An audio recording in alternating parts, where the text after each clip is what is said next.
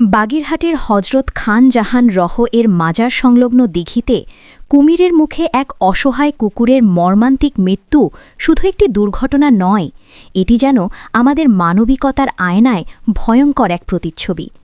ঘটনাটি সামাজিক মাধ্যমে ছড়িয়ে পড়তেই তীব্র ক্ষোভ, বেদনা ও হতাশা প্রকাশ করেন জনপ্রিয় কণ্ঠশিল্পী কনক চাপা। তিনি লিখেছেন, এই পৃথিবীতে সবচেয়ে ভয়ঙ্কর প্রাণী মানুষ।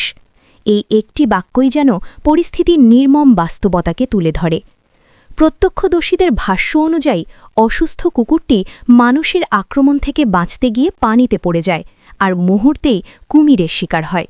কিন্তু সবচেয়ে বেশি নাড়া দিয়েছে এই বিষয়টি, ঘটনাস্থলে উপস্থিত অনেকেই সাহায্য না করে ভিডিও ধারণে ব্যস্ত ছিলেন।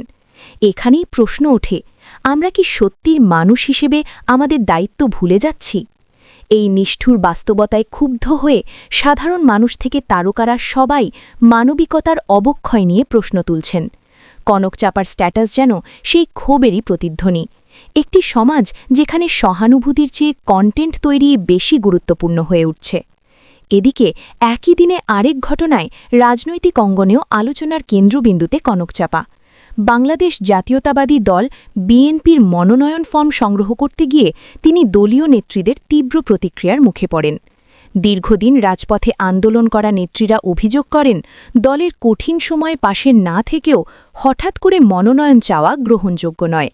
নেত্রী সুরাইয়া জেরিন রনির বক্তব্যে ফুটে ওঠে ক্ষোভ।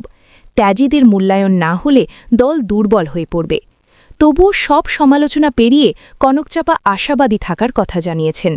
সব মিলিয়ে একদিনে দুটি ঘটনা, একটি মানবিকতার সংকট, অন্যটি রাজনৈতিক টানাপড়েন, আমাদের সমাজের গভীর বাস্তবতাকে সামনে এনে দিয়েছে।